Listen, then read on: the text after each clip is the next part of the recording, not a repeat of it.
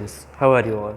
Today in this video we will be discussing about the continuation of your chapter 5, that is Euclid's geometry. So we are discussing about your chapter 5, that is Euclid's geometry. Okay, so basically in Euclid's geometry we have discussed about some undefined terms. Okay, so today we will discuss about two things, that is one is your postulate, another is your axiom. Okay, so basically we will be discussing about Euclid's,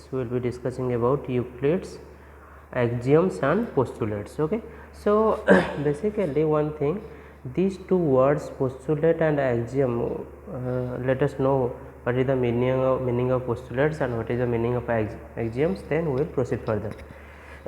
So basically all the universal truths, so here it is written, you can see, starting with the definition, Euclid assumed certain properties which are not to be proved. Such these assumptions are actually obvious universal truth. तो कुछ ऐसे statements है जो universal true है, जो पूरा सच है, दुनिया में वो सच चीज़ है, तो उसको प्रूव करना ज़रूरी नहीं है, not to be proved, clear, not need to be proved, तो उनको प्रूव करना ज़रूरी नहीं है, तो उनको हम लोग दो चीज़ में नाम दिया, एक है पोस्टुलेट, दूसरा है एक्जियम। तो पोस्टुलेट और एक्जियम के बीच में डिफरेंस क्या है? बेसिकली एक्जियम जो है आपका, वो कहीं पे भी एनी ब्रांच ऑफ मैथमेटिक्स में यूज हो सकता है, any branch of mathematics, maths का कोई भी ब्रांच में यूज हो सकता है। लेकिन जो पोस्टुलेट्स है आपका, POSTULAT, पोस्टुलेट, तो वो किस में यूज होगा? That is only defined to और that is only restricted to geometry, बस वो जियोमेट्री में यूज हो सकता है, नहीं तो और कहीं नहीं। So basically axioms and postulates both are universal truths which are true statements which need not to be proved, उनको प्रूव का ज़रूरत नहीं है क्योंकि वो सच है। और एक्सियम्स क्या है? वो मैथमेटिक्स के कहीं भी कोई भी ब्रांच में कहीं पे भी यूज हो सकता है, अलजेब्रा में यूज हो सकता है, ज्योमेट्री में यूज हो सकता है, ट्रिगोनोमेट्री में यूज हो सकता है, कोऑर्डिनेट ज्योमेट्री में यूज हो सकता है, नॉर्मल नंबर सिस्टम में यूज हो सकता है, कहीं पे भी। लेकिन जो पोस्टुलेट है वो किस में यूज होगा? बस ज्योमेट्री में यूज होगा। This is the basic difference between axiom and postulates. Let's proceed further. Sorry students, तो यहाँ पे हम लोगों का यूक्लिड्स कुछ एक्सियम्स दिया गया है। एक्चुअली जो यूक्लिड्स का जो एलिमेंट्स का जो बुक था, उसमें जो 13 बुक्स जो लिखे थे, 13 इंडिविजुअल पार्ट्स थे और 13 बुक्स जो लिखे थे, उनसे कुछ एक्सियम्स को यहाँ पे लिया गया है। तो here in your syllabus 7 axioms are there, we will be discussing about all the 7 axioms, then we will be proceeding for what? Postulates. The first thing is what? Things which are equal to the same thing are equal to one another. बोल रहा है things मतलब कोई भी अगर चीज़ है ना, अगर कोई भी चीज़ है ना, दो चीज़ मान लीजिए, कोई भी दो चीज़ एक चीज़ के साथ बराबर होता है तो दोनों चीज़ एक दूसरे के साथ इक्वल होगा। जैसे मैं एग्जांपल लेता हूँ कि मान लीजिए कि A is equals to B और C is equals to B, तो इसका मतलब देखिए ये A भी B के साथ इक्वल है और C भी वही B के साथ इक्वल है। तो एक सेम चीज़ के साथ दो चीज़ अलग अलग चीज़ जब इक्वल हो रहे हैं तो हम इनको ये बोल सकते हैं कि A equal to C। That means things which are equal to the same thing are equal to another. अगर दो चीज़ कोई एक चीज़ के ऊपर अगर सेम होते हैं एक चीज़ के साथ, तो हम बोल सकते हैं कि वो दोनों चीज़ क्या है? इक्वल है। चलिए सेकेंड एग्जाम्पल पे ऊपर चलते हैं। It is saying if equals are added to equals the whole are equal. बोल रहा है कि equals are added to equals, कोई दो चीज़ है, अगर दोनों चीज़ इक्वल, मान लीजिए कि आपके पास 10 रुपया है, आपके भाई के पास ये 10 रुपया है, और आपके घर में कोई मेहमान आए, वो क्या किए, आपको और 5 रुपया एक्स्ट्रा दिए और आपके भाई को भी +5 रुपीज़ दिए, क्योंकि अगर दोनों को अलग अलग देंगे तो दोनों रहेंगे। तो इसके बाद दोनों के पास कितना हो गया? 15-15। दैट मीन्स ये दोनों इक्वल था, इक्वल के साथ जब इक्वल को ऐड किए, ओके, इक्वल को ऐड किए तो हम लोग को जो मिला वो भी इक्वल है।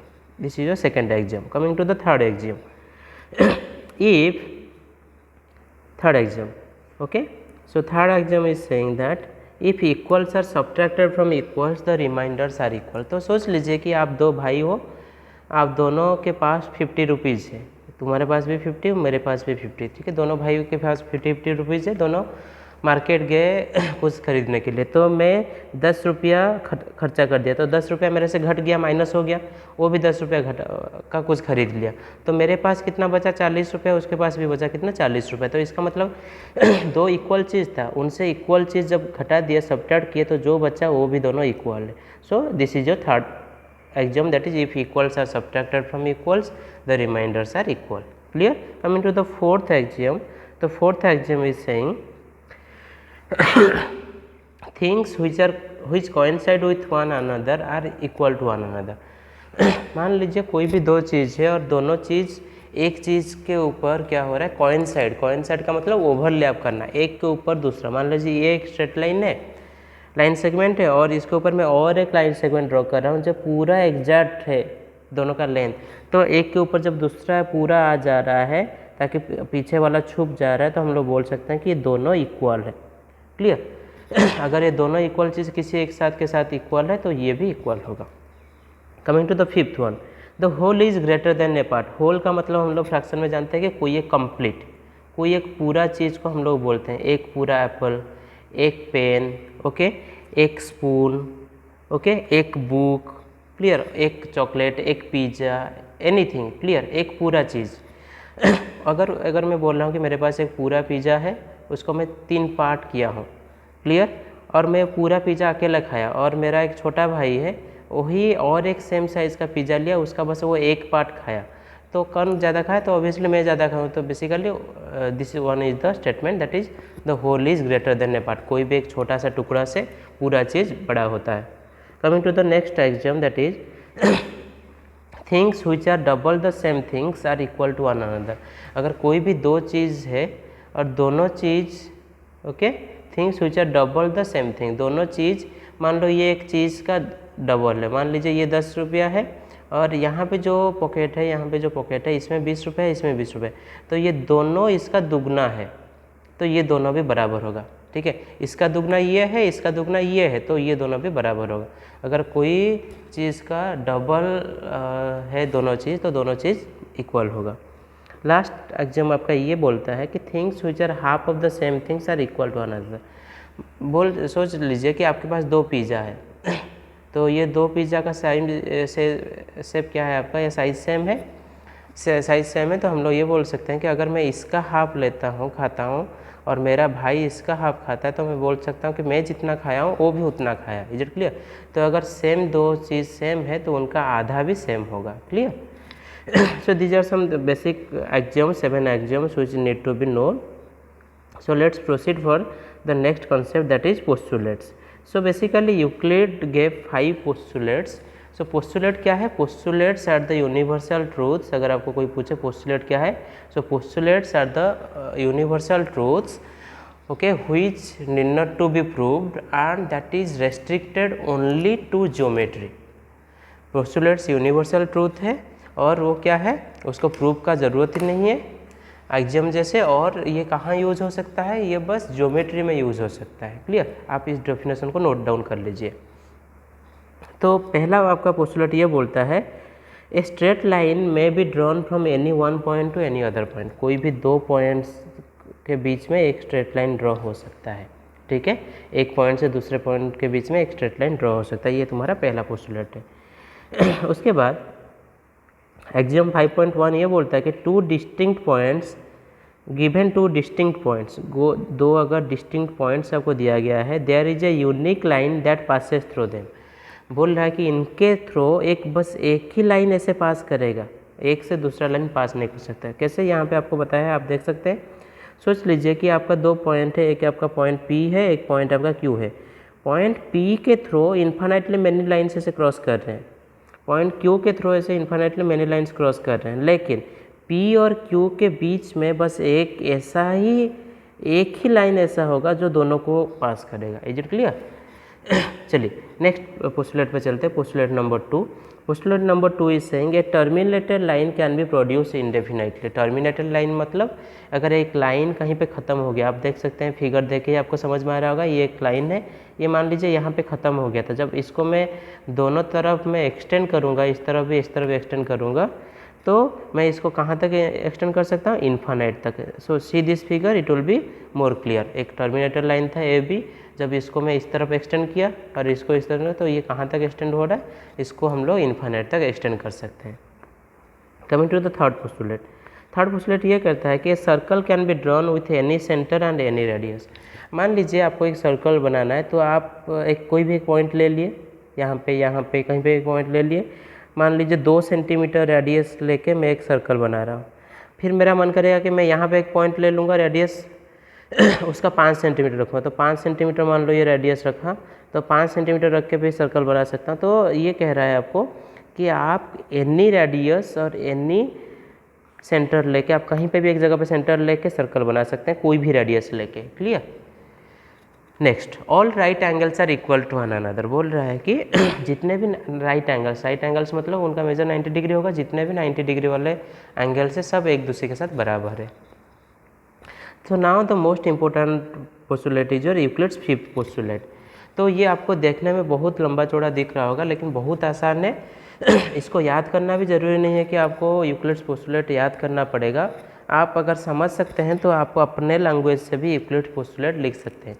अगर यहाँ पे आप यूक्लिड्स पोस्टुलेट पढ़ेंगे तो यहाँ पे पढ़िए, it is written if a straight line following on 2 straight lines makes the interior angle on the same side E of it taken together less than 2 right angles, then the 2 straight lines if produced indefinitely meet on the side, okay, which is the sum of the angles is less than 2 right angles। ये बहुत आसान चीज़ है, बस बहुत लंबा language में लिखा है। तो इसमें कुछ नहीं करना है, आपको बस समझना है। ध्यान से 2 मिनट समझिए, आपको सारा चीज़ क्लियरली समझ आएगा। मैं पढ़ के इसको आपको समझाने के लिए कोशिश कर रहा हूँ। क्लियर। चलिए मैं थोड़ा और ऊपर कर देता हूँ, फिर आपको ये तो बोल रहा है कि if a straight line following on 2 straight lines, 2 straight line मेरे पास है, अगर उनके पास ऊपर एक स्ट्रेट लाइन गिर रहा है, ठीक है। चलिए इफ स्ट्रेट, मान लीजिए मैं ऐसे एक लाइन ले रहा हूँ और ऐसे एक लाइन ले रहा हूँ। जब ये दोनों लाइन में लिया, इसके ऊपर एक तीसरा लाइन ऐसे गिर रहा है, तो if straight line following on 2 straight lines makes the interior angle on the same side of it taken together। तो सेम साइड मतलब ये मेरा ट्रांसवर्सल है, अगर मैं दूसरा कलर का यूज़ करूँ तो ये मेरा ट्रांसवर्सल है। तो ट्रांसवर्सल का सेम साइड का मतलब क्या है, आइदर लेफ्ट हैंड साइड, ये साइड, नहीं तो ये साइड। तो दोनों जो एक ही साइड लेना है, अगर आपको राइट साइड लेना है तो राइट लोगे, लेफ्ट लोगे तो लेफ्ट लोगे। तो बोल रहा है कि अगर सेम साइड में कोई भी ट्रांसवर्सल का सेम साइड, तो अगर मैं दोनों पिंक एंगल को लेता हूँ या दोनों ग्रीन एंगल को लेता हूँ, कोई एक को लूँगा, क्योंकि ट्रांसवर्सल अगर ऊपर आप हाथ रखेंगे तो आपका एक राइट साइड बनेगा, एक लेफ्ट साइड बनेगा। सो angles on the same side of transversal taken together, दोनों को जोड़ने से क्या आना चाहिए, ये कितना डिग्री आना चाहिए कि if less than 2 right angles, अगर इन दोनों को जोड़ने से, ये दोनों पिंक को जोड़ने से अगर 180 डिग्री से कम आ रहा है, ओके, लेस देन 180 डिग्री, तब अगर ये दोनों लाइन को आप अगर ऐसे एक्सटेंड करोगे तो कहीं ना कहीं ये दोनों लाइन एक दूसरे को ऐसे जाके इंटरसेक्ट करेंगे। Clear. So independent straight on the major which is sum of angles on the 2 right angles. बोल रहा है कि, और एक बार सुन लीजिए, अगर कोई भी 2 लाइन को भी एक ट्रांसवर्स ऐसे जाता है और उनका इंटीरियर एंगल जो सेम साइड है अगर ये 180 से कम है, तो ये दोनों लाइन को जब आप बढ़ाओगे तो ये कहीं ना कहीं जाके एक जगह पे मीट करेंगे। क्लियर। इसी का 1-2 आपका इक्विवेलेंट पोस्टुलेट्स है, उसको हम लोग देखेंगे। ये फिगर भी आपको वही चीज़ बता रहा है। देखिए ये दोनों तरफ आप देख सकते हैं कि ये दोनों तरफ आपका क्या हो रहा है, तो यू सी हियर।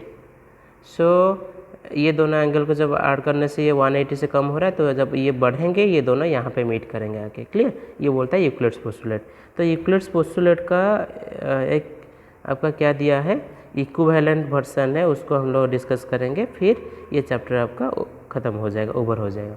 चलिए उससे पहले एक हम लोग ये डिस्कस करते हैं, 2 distinct lines can not have more than 1 point in common. अगर 2 लाइन ऐसे है, ये एक लाइन है, ये एक लाइन है, तो ये दोनों एक ही जगह पे ही मीट करेंगे, एक से ज़्यादा पॉइंट में मीट नहीं कर सकते।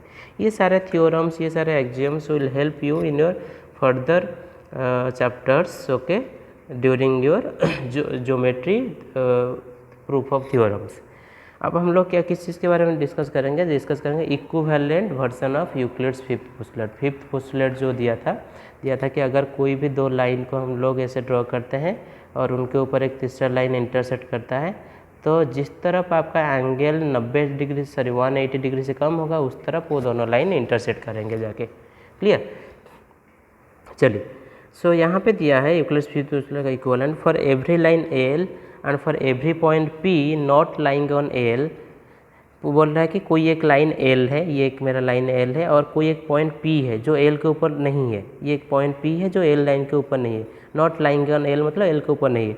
There exist a unique line, वहाँ पे पी के थ्रू ऐसे लाखों करोड़, जैसे यहाँ पे दिया है ऐसे ऐसे ऐसे ऐसे बहुत सारे लाइन हम लोग पी के थ्रू ड्रॉ कर सकते हैं, लेकिन एक ही लाइन ऐसे होगा जो पी के थ्रू ऐसे जाएगा ताकि वो एल को पैरेलल होगा, यही बोल रहा है। So every line L and for every point P not lying on L there exists a unique line M। मान लीजिए एक P पॉइंट के थ्रू लाखों करोड़ों लाइन जा सकते हैं, लेकिन एक ही लाइन ऐसे होगा जिसका लाइन का नाम मान लो जो M लो, तो वो एक ही लाइन ऐसे होगा जो L लाइन को पैरेलल होगा। क्लियर? ये यूक्लिड का पोस्टुलेट का इक्विवेलेंट एक वर्जन है। और एक पोस्टुलेट का इक्विवेलेंट वर्जन ये बोलता है कि two distinct intersecting lines can not be parallel to each other. बोल रहा है कि दो डिस्टिंक्ट मतलब अलग अलग इंटरसेक्टिंग लाइन्स, दोनों ये दोनों लाइन्स है, ये एक लाइन एल है, ये एक लाइन एम है, ये दोनों इंटरसेक्टिंग लाइन्स है। ये दोनों लाइन कभी एक सिंगल लाइन को पैरेलल नहीं हो सकते। मान लीजिए मैं एक लाइन ऐसे ड्रॉ कर रहा हूँ, तो ये लाइन का नाम मान लो पी दे रहा हूँ, तो ये पी लाइन को एल लाइन पैरेलल है लेकिन एम लाइन पैरेलल नहीं है। सिमिलरली मैं अगर यहाँ पे एक लाइन ड्रॉ कर रहा हूँ एक्स, ये एक्स लाइन को एम लाइन पैरेलल है लेकिन एल लाइन पैरेलल नहीं है। तो यही चीज़ बोल रहा है कि two distinct intersecting lines can not be parallel to the same line. दो लाइन अगर इंटरसेक्ट कर रहे हैं तो कोई एक तीसरे लाइन को दोनों पैरेलल नहीं हो सकते, उनमें से कोई एक पैरेलल हो सकता है लेकिन दोनों पैरेलल नहीं हो सकते। तो स्टूडेंट्स आप क्या कीजिए, इतना क्वेश्चन आंसर आप इस चैप्टर का वीडियो देखिए और समरी पढ़िए। समरी बहुत इंपॉर्टेंट है, समरी में बहुत सारे इंपॉर्टेंट पॉइंट्स यहाँ पे लिखा गया है। अगर आप इसको पढ़ेंगे तो ये सारा चीज़ आपको समझ में आ जाएगा। और बेसिकली ये जितने भी एक्सियम्स है और ये पोस्टुलेट्स है, ये सारे चीज़ हम लोग क्या करेंगे, हम लोग यूज़ करेंगे किस में जब नेक्स्ट चैप्टर्स हम लोग नेक्स्ट जितने भी ज्योमेट्री के चैप्टर्स है उसमें हम लोग यूज़ करेंगे टू प्रूव थ्योरम्स। तो थ्योरम्स को प्रूव करने के लिए हम लोग ये सारा चीज़ पढ़ेंगे।